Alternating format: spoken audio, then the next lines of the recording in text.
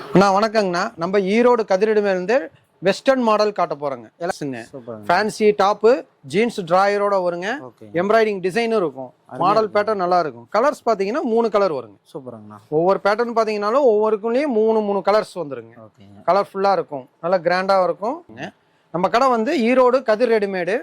இது பாத்தீங்கன்னா ஈரோடு பன்னீர்செல்வம் பார்க்ல இருந்து டிவி ஸ்ட்ரீட்ல லொகேட் ஆயிருக்குதுங்க. இது ஃப்ராக் டைப்புங்களா? இது மிடி டைப் 2 பீஸ் ட்ரெஸ்ஸுங்க.